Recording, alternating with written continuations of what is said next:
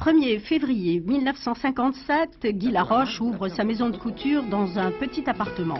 Il s'impose déjà comme novateur par les tissus, robes du soir entièrement perlées, par les couleurs, opposées et osées, mais pas d'excentricité. Pour lui, ce n'est pas synonyme d'élégance.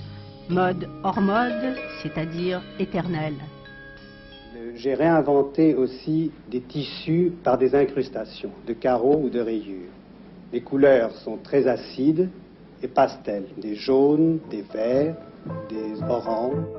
Guy Laroche, encore novateur, il veut démocratiser la haute couture. Il crée en 61 sa maison de prêt-à-porter. Le couturier aujourd'hui ne doit plus être un couturier seulement pour une certaine catégorie de femmes ou une certaine classe. Il doit justement être un couturier pour toutes les femmes. Dans sa vie, plusieurs récompenses et surtout 2 Dés d'or qui couronnent une grande carrière. Le voici le lendemain de sa remise du Dés d'or 89, sa dernière apparition. Je crois que c'est pour ça que la mode est à Paris, c'est parce qu'il y a toujours une certaine atmosphère, un vent qui fait que, tout en se cachant, car personne ne sait ce que fait l'autre couturier, mais il se retrouve des idées communes. Il avait voulu jusqu'au bout accomplir ce qu'il appelait son devoir, dernier défilé, mais aussi dernier hommage rendu à tous ceux qui ont travaillé avec lui.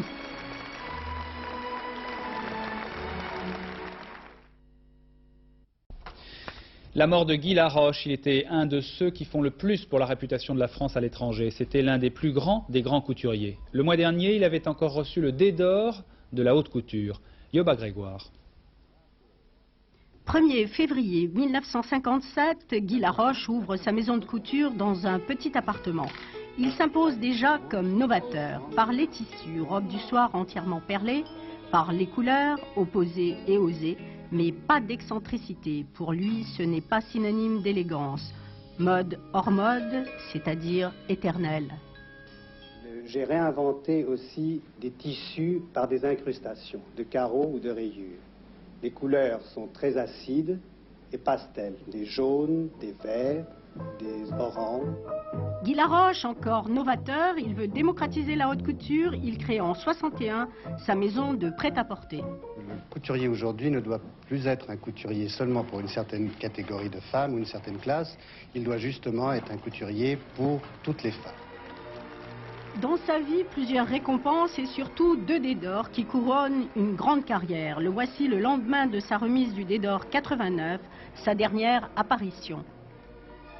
Je crois que c'est pour ça que la mode est à Paris, c'est parce qu'il y a toujours une certaine atmosphère, un vent qui fait que, tout en se cachant, car personne ne sait ce que fait l'autre couturier, mais il se retrouve des idées communes.